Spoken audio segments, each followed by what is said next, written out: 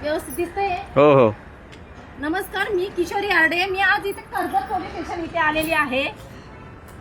इथे सर्व वेळ सर्वांसाठी, इथे काय लिहिलंय? सर्व वेळ सर्वांसाठी. आणि एक कायद्याचे रक्षक आहे की भक्षक आहे.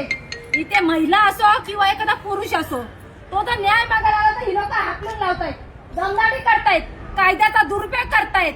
आणि त्याच्यासाठी सीसीटीव्ही फुटेजची मागणी केली तर ही लोक सीसीटीव्ही फुटेज देत नाही, जुने परिपत्रक दाखवतात ही लोक. त्यासाठी आज माझे मिस्टर प्रशांत आरडे हे पेशंट वकील आहेत, यांच्याकडे असे केसेस येतात की ही लोक जेव्हा अन्याय अत्याचार करतात नाही, तेव्हा जेव्हा एखादा पीडित माझ्या मिस्टरांकडे आले की माझे मिस्टर इथं पोलीस स्टेशनला आले असता व्हिडिओ शूटिंग चालू करतात. ते यांच्या पोटात दुखतं यांच्यात, कारण की सीसीटीव्ही फुटेज ही लोक देत नाही. यांच्या अधिकाराला वाचवण्यासाठी ते सीसीटीव्ही फुटेज देत नाही. पण आता कायद्यात आता नवीन तरतूद निघाले का कुठल्याही कार्यालयात तुम्ही जा, तिथे पोलीस लोक सीसीटीव्ही फुटेज देत नाही, कायद्याचा धाक दाखवतात आणि उलट सुलट प्रत्युत्तर देतात. म्हणून व्हिडिओ शूटिंग करणं हे अलाउड असताना या पोलिसांनी माझ्या मिस्टरने फक्त व्हिडिओ शूटिंग चालू केला. इथे वरिष्ठ पोलीस निरीक्षक पाटील सर आले, त्यांच्या पोटात खचकायला लागलं. त्यांनी सांगितलं व्हिडिओ शूटिंग करायचं नाही. माझ्या मिस्टरने त्यांना सांगितलं का करायचं नाही, तुम्ही तसा लेखी द्या मला. तर यांनी माझ्या मिस्टरवर गुन्हा दाखल केला, त्यांना अटक केली. का तर फक्त ना फक्त व्हिडिओ शूटिंग केली म्हणून.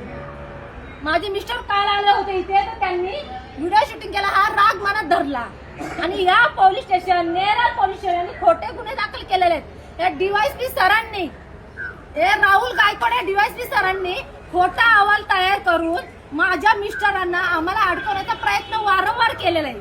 त्या संदर्भात आम्ही सगळीकडे पाठपुरावा केलेला आहे. हा राग त्यांच्या मनात आहे, कारण की त्यांचे अधिकारी अडकत नाहीत ना. हा इथला पीएस आहे दुसाने, हा दुसाने खुर्चीवर बसलेला, हा नालायक वर्दीला घालायच्या लायकीचा नाही. हा काय बोला एका महिलेला, ए उठ चालती हो, तुझ्या बापाचा पोलीस स्टेशन आहे का, चालती हो निघ, नाहीतर तुझ्या 353 दाखल करीन. मग या सर्वसामान्य माणसाने न्याय कोणाकडे मागायचा? मग याच्या बापाचा पोलीस स्टेशन होता का? का अधिकाऱ्यांना अधिकार दिलेत काय का महिलेशी असं उलट सुलट बोलून आणि तिच्यावरती गुन्हा दाखल करतो 353 म्हणून तुला जेलमध्ये टाकतो अशा धमक्या दिल्या.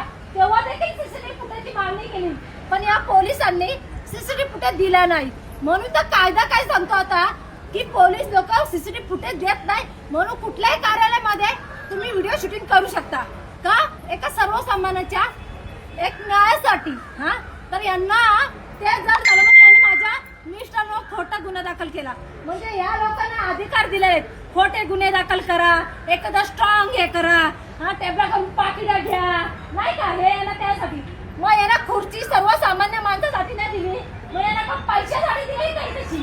तुम्हाला ते जीवन जगता रे तुम्ही, तुम्हाला सरकार पगार देत आहे, एखादा राजकीय एक माणूस देत नाही पगार तुम्हाला. खूप होत नसाल एखाद्याला न्याय मिळून देता तर खुर्ची खाली करा ना तुमची. लायक नाही तुम्ही ती वर्दी घालणाऱ्या खाकी वर्दीचा अपमान करू नका आणि दुरुपयोग करू नका. भोगा तुम्ही, तुमच्या पाठीशी पण तुमची फॅमिली आहे. जसा माझ्या लहान लेकराला तुम्ही वनवास करायला लावले ना, तुमची पण घरी पोरं आहेत, विसरू नका. खोटे धंदे सोडून द्या, नाही तर सोडून मराल तुम्ही एक दिवस. मी माझ्या नवऱ्याला कसंही बाहेर काढून कायदेशीर, तुम्ही किती स्ट्रॉंग कलम लावा, किती हे करा, पण तो फसवतो जाणार नाही. त्यांनी तर काही गुन्हा केलेला नाहीये, पण आज त्याचा उद्या तुमचा जगासमोर नक्कीच येईल, हे लक्षात ठेवा. हरामखोरांना सोडा तुमची खुर्ची. न्याय मिळून देता येत नाही ना, तर कशाला पैसे खाला बसतात का तुम्ही तशी?